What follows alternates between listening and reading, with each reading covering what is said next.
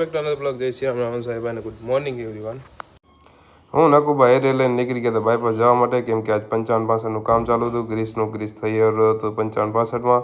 પછી એમાંથી ખણી લીધી હેરિયરનો ટાયર જોયો તો ફ્લેટ થઈ ગયો એકદમ. પછી હેરિયરના ટાયરમાં હવા ભરાઈ લીધી. પછી 55-62ની એક પિનમાં ગ્રીસ નહોતો ફૂટાતો, એ પિનનું કામ ચાલુ રખાયું હતું. હું નકુભા નીકળી ગયા ડાયરેક્ટ ઘરે જવા માટે. ઘરે આવીને મસ્ત મજાના થાર રાણી આપણી ખણી લીધી. થાર રાણી ખણીને ડાયરેક્ટ ગયા આપણે ચોકમાં રાખીને હેરિયરની ડીકીમાંથી પટ્ટા કાઢીને નાખ્યા થારમાં. પછી થાર લઈને ડાયરેક્ટ ગયા પંપ ઉપર નીકળી ગયા ડાયરેક્ટ આસાબા કાંઠા ઉપર. આપણા ખાસ મિત્ર આપણી વાટ જતા હતા.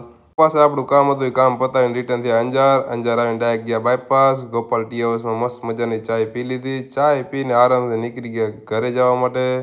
રાતના થઈ ગઈ ટ્રાફિક જામ, એમાંથી માંડ નીકળી આવ્યા ઘરે આવીને પછી રાતે જમી કરીને નીકળી પિકઅપ કરવા ડાયરેક્ટ નીકળી ગયા. એને ઘરેથી આશીષને ઉપાડી લીધો ઘરેથી ઉપાડીને ગયા ડાયરેક્ટ ભુજ જવા માટે નીકળ્યા. પણ કરશે ફૂલ જામ હતું, પછી નાખી દીધી થાર રોંગ સાઈડમાં. એમાંથી લઈને એકદમ કસ નીકળી ગયા. એક પીધી ઉપાડી લીધી કિયામાં બેસીને ગયા. પણ કિયામાં જો આગળ ફૂલ ધુમ્મસ હતું. રાતના વાગી રહ્યા હતા 3. પછી મોબાઈલના કેમેરા ઉપર અમે રિટર્ન હાલીને આવતા હતા. જો ફૂલ એકદમ બ્લાઇન્ડ થઈ ગયું, આગળ કાંઈ દેખાતું જ નહોતું. સામેથી ગાડી આવે એની પર લાઇટ નહોતી પડી શકતી, ખાસ જો છે ગાડી જ નથી દેખાતી. પછી લઈ લીધી એમાંથી હેરિયર લઈને આવ્યા આપણે રિટર્ન અંજાર. આજનું કામ બધું થયું પૂરું.